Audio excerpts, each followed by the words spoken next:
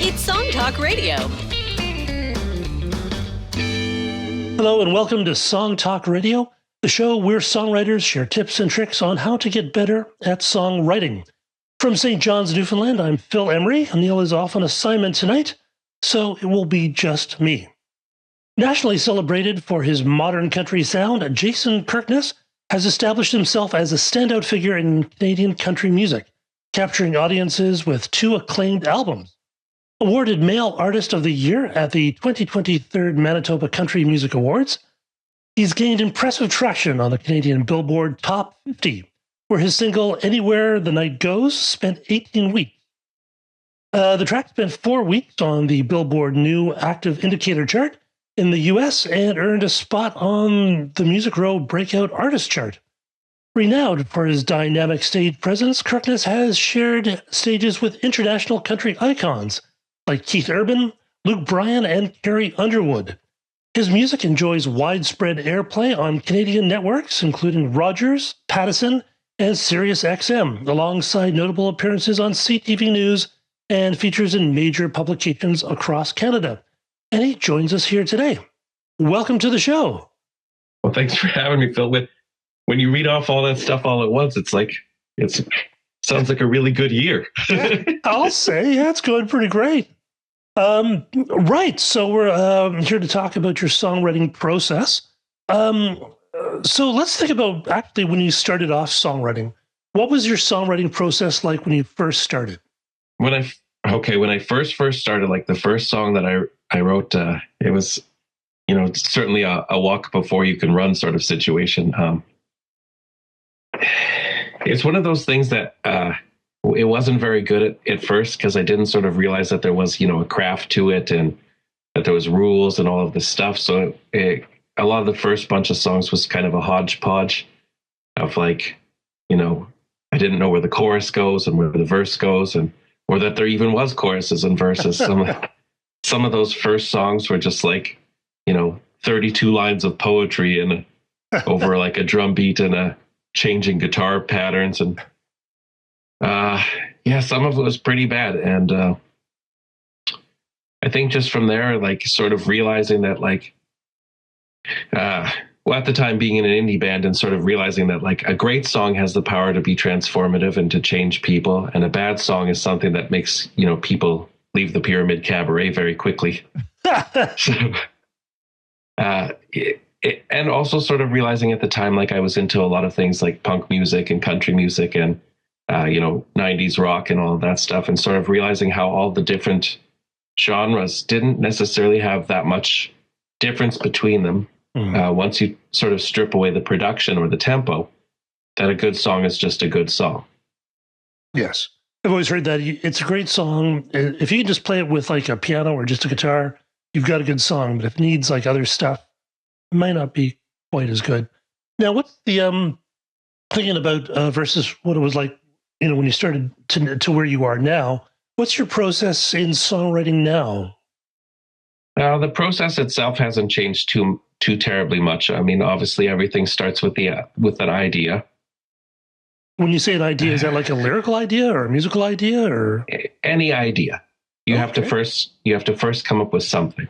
So if it's like a guitar lick, and then you build it from there. If it's a repeating phrase that you really enjoy, or something that's clever, or something that's maybe unique, or even just an overarching theme of something that you want to say, something you want to put into the world.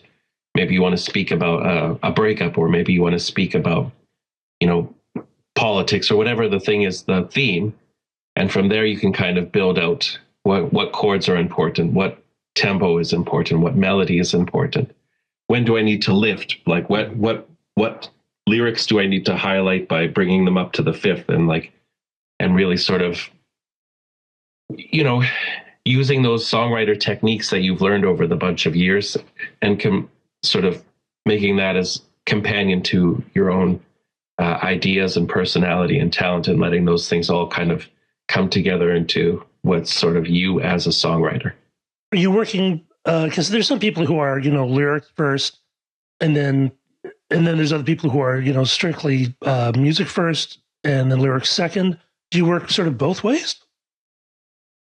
I think the most important things for me, I need to connect with the lyrics, but I almost think that that's second to like, does the melody hit hard? Right. And the reason that I'm going to say that is like, I can hum you a tune and you can just instantly kind of, reminisce, and those lyrics go back to your mind if you know them. But most of the songs that are like your favorite songs, you might not even know all the words to. So people do connect, I think, firstly with like some sort of thing inside all of us, that there's certain tempos and beats that we connect with. And there's certain melodies. And, if I say like the fourth, the fifth, the minor lift, like we all know what song that's from, but that's great. Or it's great advice. Like, it's just great to know that when I said those lyrics, then like you heard the melody in your mind. Right. So melody for me is a big connector, and a great melody. I'm not going to say it trumps the lyrics, but it's certainly great lyrics with no melody. It's can't have one without the other. Well, it's so easy as a songwriter, especially if you're playing in a band or you're playing the instrument. You get so focused on playing the instrument and singing the words, it's easy to forget about those melodies and actually highlighting the melodies and doing those things where you're supposed to, look at that word and does it need to be, popped, or, is there a hook? Because, music is such a physical thing. What are you doing? What is your process to kind of keep all your songwriting ideas? You have like a big book that you put stuff together, or you just keep it in your head? Or I got the little black mirror. Okay.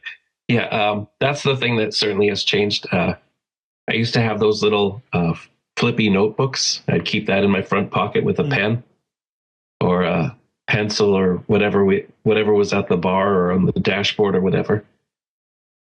The phone has been such a blessing and such a curse, right? Just now I have do the quick swipe of the thing, tap the notes or tap the voice recorder, and I can sing a melody, or if I'm driving, I can shout into the notepad and use that voice to text. But certainly starts with some sort of formulative kernel, seed, or whatever of an idea. And sometimes just a note to myself. Right. Now, do you go back over those little notes that you put in the phone and review them, or do you just have it so that the ones you remember are the ones you work at? A lot of the luck that I've had was that I was at Nashville for 2 years. I lived down south for 2 years, and sort of in the formative time of my songwriting career, and really kind of got schooled very quickly on like how much to keep and what to throw away. Oh. And the what to throw away, the answer there is nothing. Keep everything. Okay. Because every writing session starts with 5 minutes of like, oh, hey man, how's things? How's this? How's your wife? How's the kids? Like, and it's like the next thing that happens is somebody says, so what's everybody working on? Anybody got any titles, or anybody got any lines, or what vibe are we feeling today? And to have, 15 or 20, really, some of it's throwaway, some of it's great, some of it's could be formed into like a good start. Just having the title of a song, or just having like that one line that you feel is like it needs to land, right here. Right. And that's kind of where it has to start. It has to have that. Songwriting as a discipline is just as important as songwriting is like the creative process.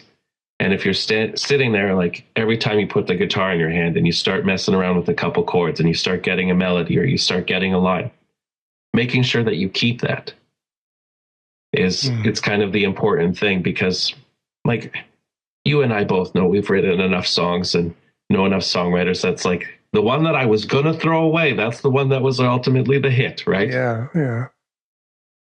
So yeah, I mean, there's no really way to know what the finished thing is going to be by the initial idea. Right. Yeah, it's so easy, especially now with our technology, to to start ideas. Most people have trouble, finishing them if you don't have, if you don't have a deadline, or if you don't have a band to have something ready for the next rehearsal, you can just wind up with lots of stuff called untitled on your hard drive, which I think happens a lot.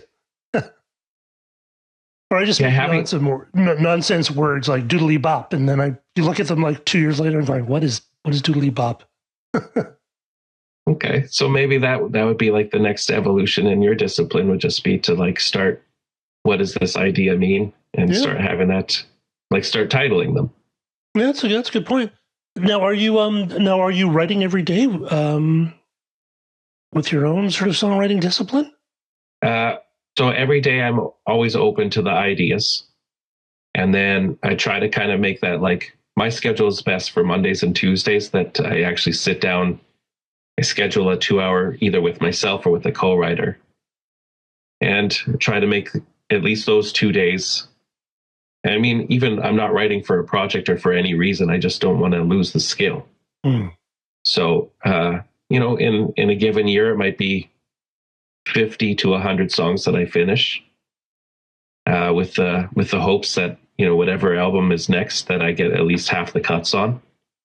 And some of them are co-writes, and some of them I start by myself and finish with someone else. And, some of them just end up showing them to other people, or you always kind of hope that your songs are going to go out the other way as well, right? So you're definitely, doing the songwriting discipline very consistently. Do you do sort of anything to kind of expand, the knowledge or theory or anything like that? Or you just or is it all just about actually doing at this point? I think the most important thing is finishing. So every songwriting session should be with the goal of finishing the song.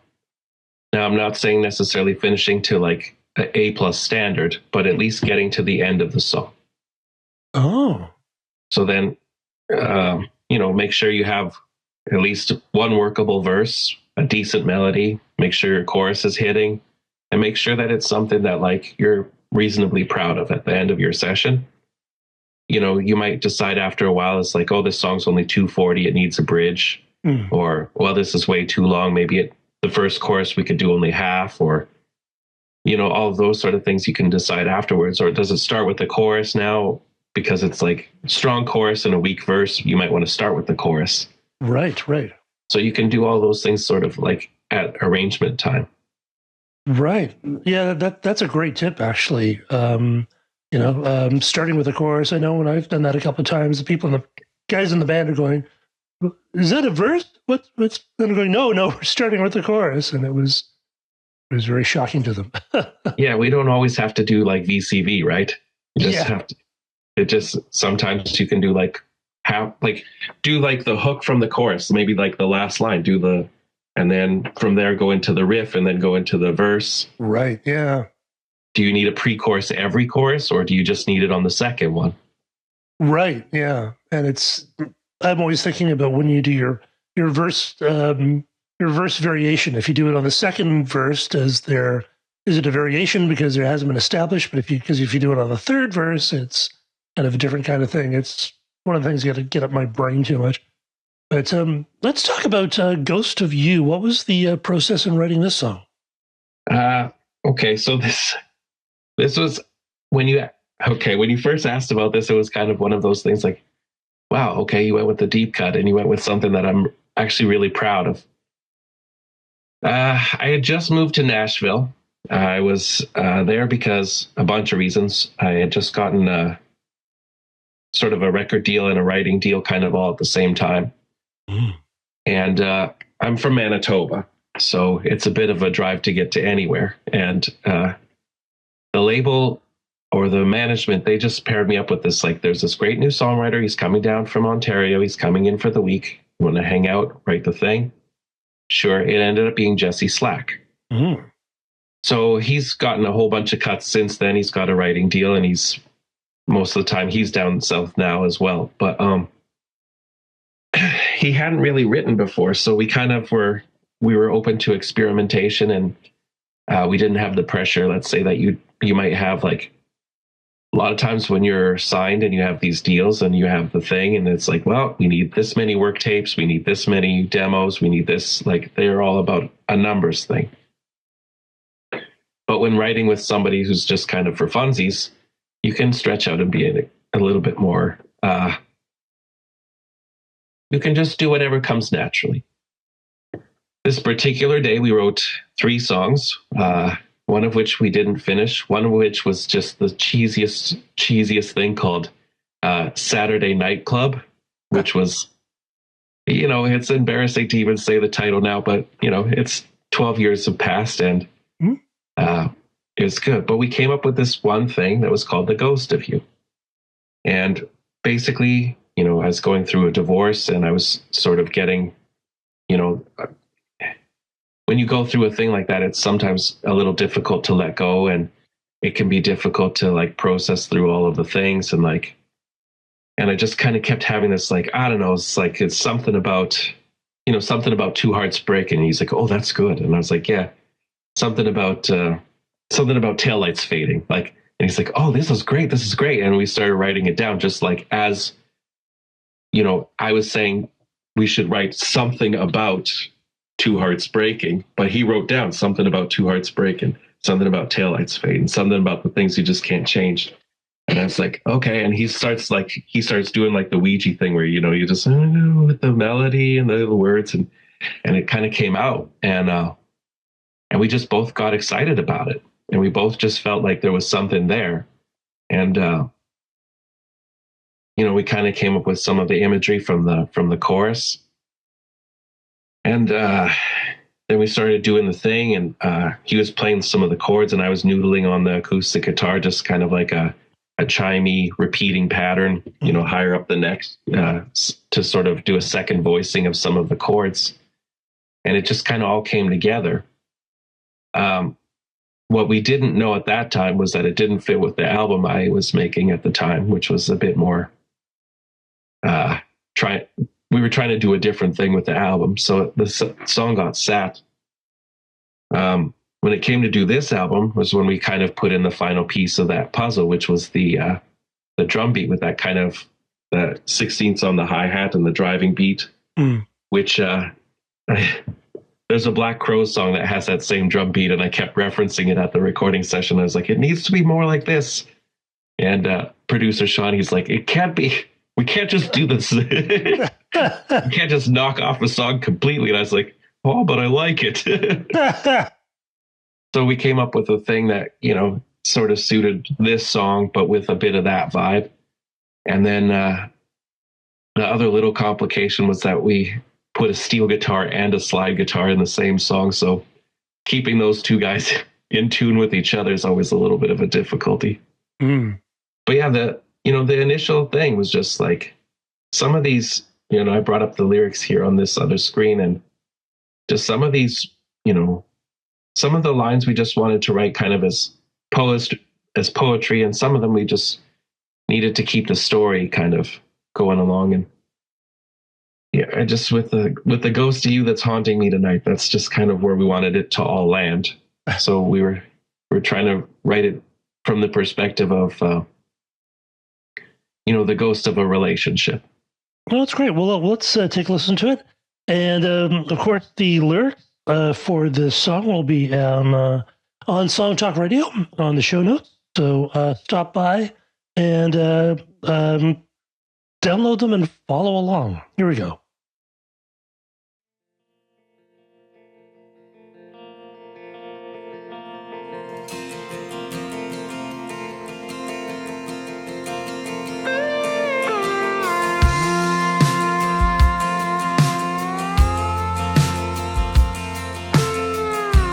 Something about taillights fading, and something about two hearts breaking.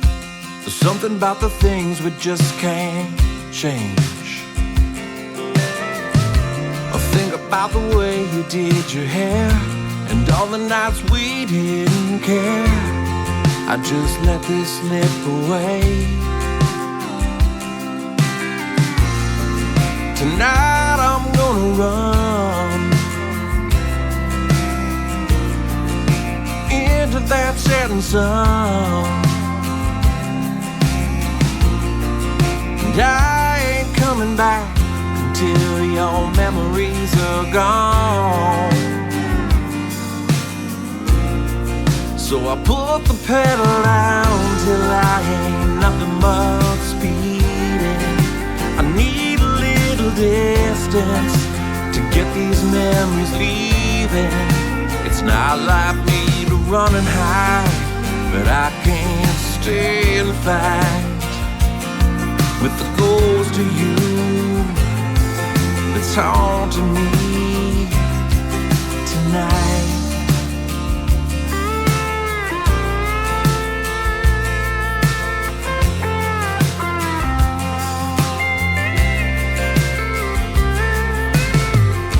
There's something about a starless night, and hitting every single red light. There's something about driving all alone.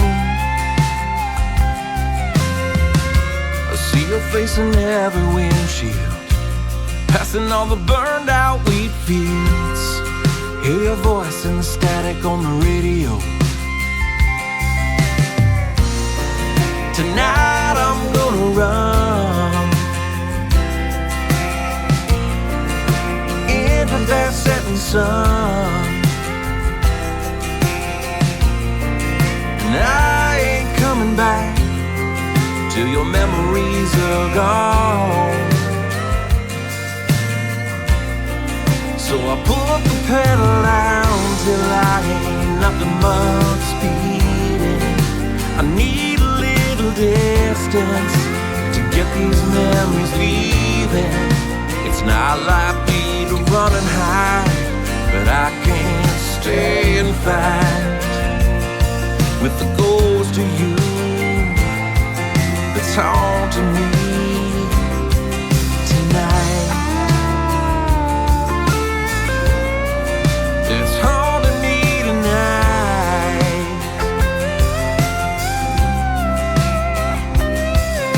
The tighter I grip the steering wheel, I'm starting to let my heart break heal.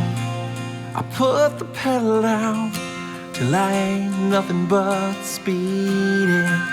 I need a little distance to get these memories healing. It's not like me to run and hide, and I can't stay and fight. I don't wanna run and hide, but I can't stay and fight with the ghost of you is haunting me tonight. It's haunting me tonight. Yeah, the ghost of you is haunting me tonight. Tonight.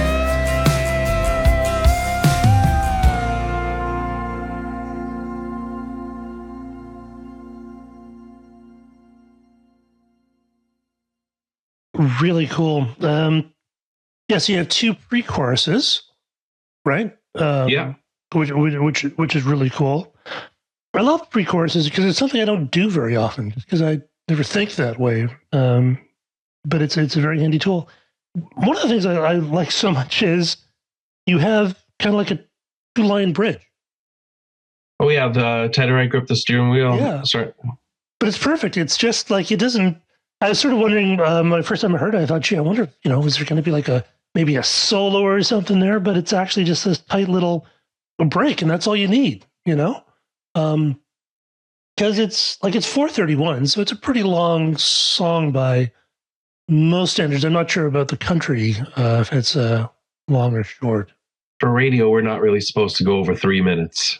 Yeah, still, Yeah. unless the DJ wants to go to the washroom. But yeah, it's a great song, and it's one of the things I loved. I always thought, because my process of songwriting is I do all the music, all the recording, and all the production, and then I work on the lyrics. Okay. Because that's the hardest thing for me. So I like to put the hardest thing to the end, because that's stupid. Okay. But because I always think of if you have a great opening line, that makes everything easier because it just sort of sets everything up. And I know sometimes people take the second verse and make it into the first and so on. Yeah. But like something about tail lights fading, it's just such a great line and allows you to sort of use that something about a starless night to sort of set up the next verse. And it's just, it's a simple, like, it's not some kind of weird metaphor or something. It's just, it's like a throwaway line, but it's like something about it just sets up the whole song, which is so nicely done, Yeah, well, that was quite literally the throwaway line. Yeah. Because I was just like, we should write something about, something about taillights. I didn't want the line to actually be something. But it's great, because it's, it kind of leaves the song open, like it allows people to sort of get into it. Whereas Blair Packham's been on the show, and we've always had a disagreement. He's all about, specificity. It's got to be specific. And sometimes I'm thinking, if something's a bit more open, the listener can kind of put themselves into it. And I think they're nice and they're kind of nice open 3 lines to let, they're specific enough, but they're not concrete, and I thought that worked really well. But yeah, what a great tune, and it certainly has a lot of depth to it. So this was a collaboration between you and Jesse Slack. You've done a lot of collaborations. Do you have any sort of insights on like what you should do and don't do for collaborating? If you really believe in something, you should fight for it. Okay. And if you're not 100% sure, then you should lean back. Like it's not worth going to war over things that you're only 90% on. Like you're either 100% or let somebody else have the idea. Okay. Because the thing that you're fighting for that you may be like are only 90% sure on, like you might have gotten in. Well, we always said like, don't let the good things get in the way of the best things. Right. So that's the thing, is that you just always want to make sure that you're listening to everybody in the room. And unless you're 100% sure on something, like if you're 100% sure that this is the line and it's going to hit hard. Yeah. And then go for it. But it's about collaborating. And like at the end of the day, you got to remember that like if you write 100 songs and 12 are on the album, like the greater percentage chance is nobody's ever recording this. So like leave with great friendships rather than with a great song. That's a great thought. Now, when you were working on the song, I know often they go through some transformations in the recording and the production. Was there a big change between your initial sketch and this and the final? Certainly the tempo changed a bunch. We had sort of written this as like a very layered, slower, down tempo kind of song. There's some of the tonight I'm gonna run. Then we had that kind of like with a bunch of stabs, so it was gonna be like dun dun dun dun dun. Oh, right. Into that sentence, dun dun dun dun dun. That's kind of how we had imagined like that there would be like strings or something doing a kind of a dramatic part, almost like you remember Disarm from Smashing Pumpkins? Of course. Kind of in that, more of that vibe. Oh, wow. Yeah, so that was just that simply wouldn't do for this song, and certainly when we got to the end, it was like, well, the words are good, but the whole vibe was a little weird. Other than that, there was a couple of things. Like I remember going over the notes after the fact, and to the point where you brought up the 2-line bridge. We probably had 7 or 8 other lines kind of written in, like maybe this, maybe this, maybe this, maybe this, because we were going for that 4, a typical bridge. And then when it came time to production, I think that's when Sean, the producer I work with, I was just like, so we got this, and we still need a couple more lines to flesh out in the bridge, but maybe let's just sing this one twice. And he's like, Nope, 2 lines. Keep it. Okay. Okay. That's what we'll do. So, it just comes down to like everybody who's involved. If you give them the opportunity to mold and shape a thing, it might not be your exact vision from when it started, but it's going to be better because everybody who you believe in and everybody who you love and work with, well, they all want the best for you and you want the best for them. And I think everybody wants the best for the song. And when everybody kind of comes at it from that angle, then listening to people and, taking those advices and all of that stuff, it really does become a collaboration. And that's kind of what co-writing's really about, is just connecting with everybody and having those good ideas. And it's actually a lot more fun, I think, as well. Well, yeah, certainly. It's good. Fun with friends is, man, life is already so hard. We just always got to have those fun moments with your friends and stuff. And just, music's supposed to be fun, right? Like, I always thought so. But sometimes it cannot be if you take it too seriously sometimes. I don't know. Well, I hear the band. That means that's all the time we have here on Song Talk Radio. Thank you so much, sir. It's been an amazing show. I hope you'll come back on. Actually, we have another show maybe kind of set up that we'll talk about afterwards, and because I think that'll be good too. Don't forget, listeners, we want to hear from you on any topic. So send your thoughts, questions, or comments on anything you hear on the show by emailing us at feedback@songtalk.ca, and we'll share your insights on the show, unless you don't want us to, and then we won't. Looking for resources, you'll find links to all the products, books, and tools we mentioned on the show over on our resources page at songtalk.ca, and wherever you happen to be, whether in Toronto, Ontario, or tuning in from across the globe, you can join us for the Song Talk Radio Songwriters Meetup. It's a fantastic way to connect with fellow songwriters, share your work, and get valuable feedback. Join us online via Zoom or in person in Toronto. Best of all, it's completely free. Visit songtalk.ca for all those details. Now, if you're looking for more of us, you can connect with Jason. Where can people get more of you? JasonKirkness.com or at Jason Kirkness on all social media. All right. Do you have a favorite social media channel? I don't like TikTok. But other than that, they're all good. Okay. For Neil, you can head over to neilmodi.com, and of course you can find me, Phil, at philemery.ca. If you'd like to show your support for the show, you can stop by songtalk.ca/Patreon and give some dough. And while you're on songtalk.ca, don't forget to browse the archive of our past shows, 600 or something of them now. You might even find out how you could be a guest on the show. Thanks for spending your time with us, and as always, keep on writing. Good night.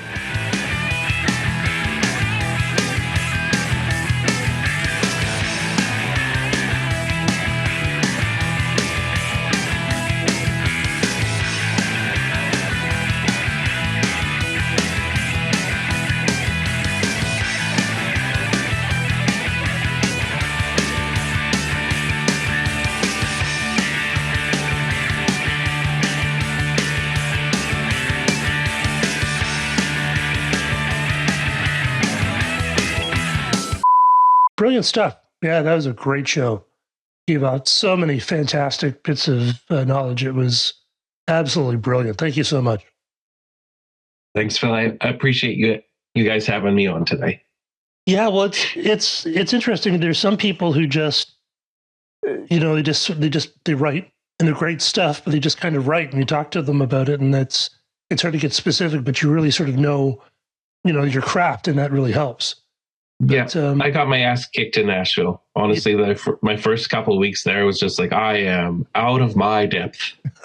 I better.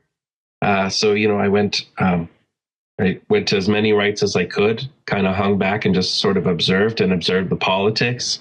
And I observed how everybody kind of interacts with each other.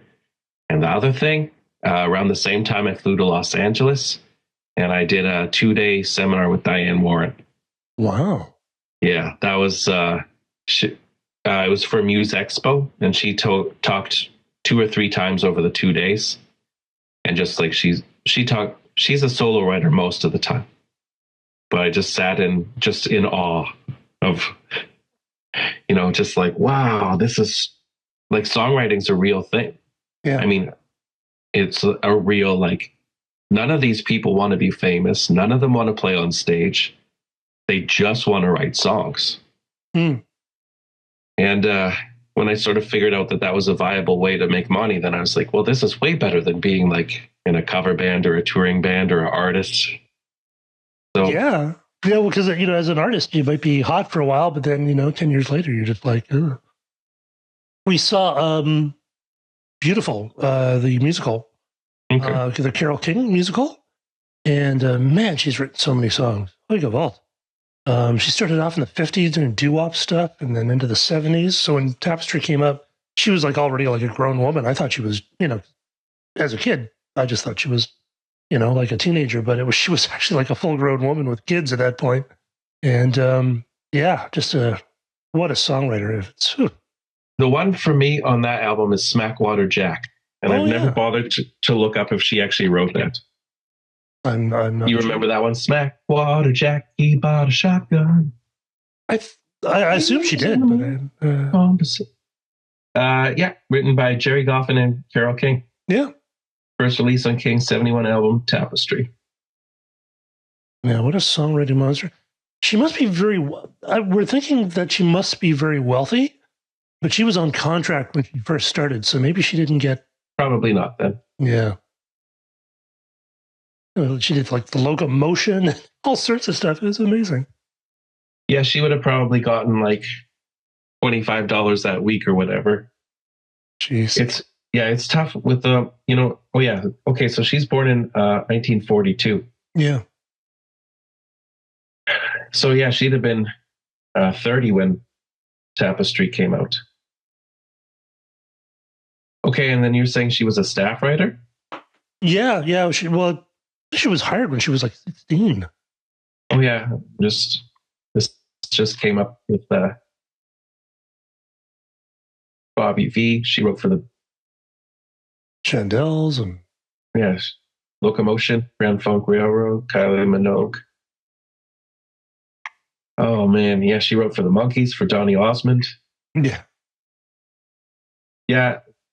It's tough because those staff writers, like, they get, well, I think now they get like $30,000 a year against royalties. Oh, wow. So they get, they get their paycheck $2,500 or every month or whatever. They live in Nashville full time. They write every day at 10 a.m. and 2 p.m. And then they can write in their spare time on the weekends with their friends. Right. And it seems good, but it also seems like a little bit terrifying. Just like, oh no, I got to write like 10 songs a week. And I didn't mind, like, I would schedule my days for like, I'll either do the 10 a.m. or the 2 p.m., but usually not both. Yeah, that would be... Yeah, it would be hard not to get burnt out, but some people do it. So it takes usually about... we'll probably publish this on Sunday or Monday. Okay. And when we do, if you could, we'll let we'll let Carrie know, and if you could send out to a little notice to all your peeps, that would be great. Yeah, tag me and everything, and I'll make sure it all gets forwarded. Absolutely. And if we could, and then, maybe in the future, we can get you back on talking about why, when you choose someone else's songs to sing, what you look for, that kind of thing, because lots of people want to know that. I know that for a fact. Yeah, I got quite a bit of experience with being the artist taking the songs, and also, how licensing and all that sort of works. Yeah, that'd be great. Yeah, I'll happily come back anytime. Thanks, Phil. Absolutely. Well, thanks for being on the show. It was absolutely brilliant. And we'll let you know when the show goes live. Thanks. All right. You take care. See you soon. Bye-bye.